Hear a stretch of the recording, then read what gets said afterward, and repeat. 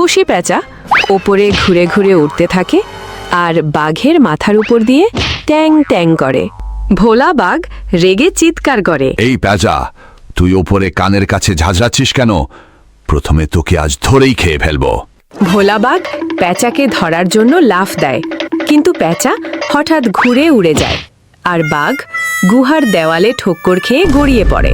এই যে ভাইরা, আজ আমরা দৌড়ের খেলা খেলবো। খেলায় কে জিতে দেখব। যে আগে গাছের তলায় পৌঁছাবে সে হবে সবার নেতা, আর যে হারবে তাকে সবার খিদে মেটাতে ফল করতে হবে।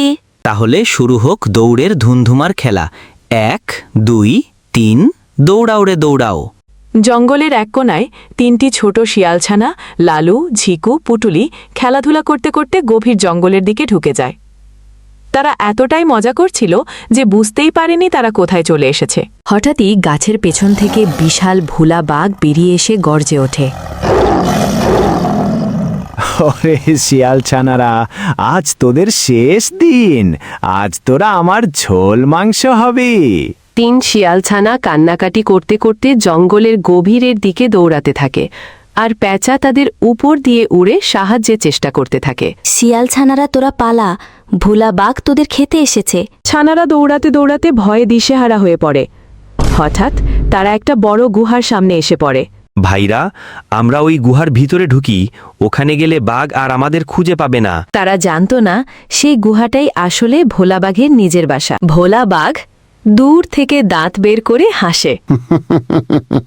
কি ভাগ্য আমার, শিকার নিজের পায়ে আমার গুহায় ঢুকে পড়েছে। আজ বেটাদের সব কটাকে খাবো। 3 শিয়ালছানা গুহার ভিতরে লুকিয়ে পড়ে, আর ভোলা বাঘ ধীরে ধীরে গুহার মুখে এসে দাঁড়ায়।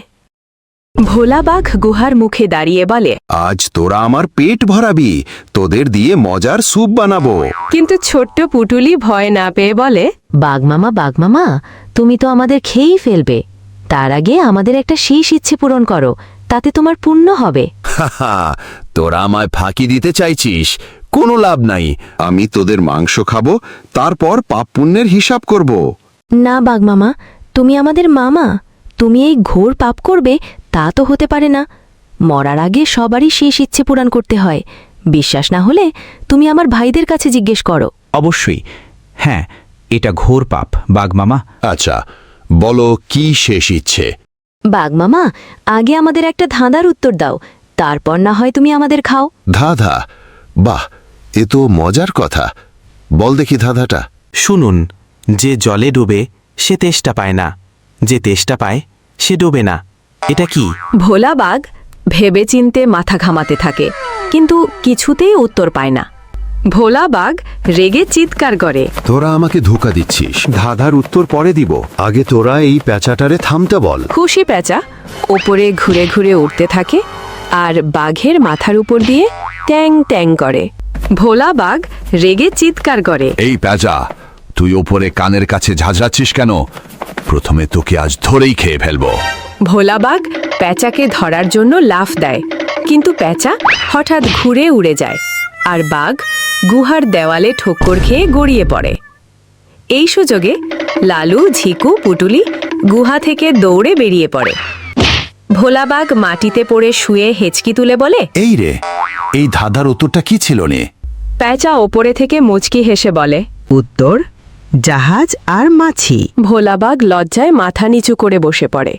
সে বুঝতে পারে শুধু গর্জন আর জোরে চললে হবে না, মাথাও খাটাতে হবে।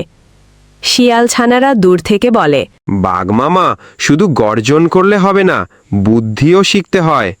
এইবার বেঁচে গেলি, আর একবার পাই তোদের প্রত্যেককে গরম তেলে ভেজে ফ্রাই করে খাবো।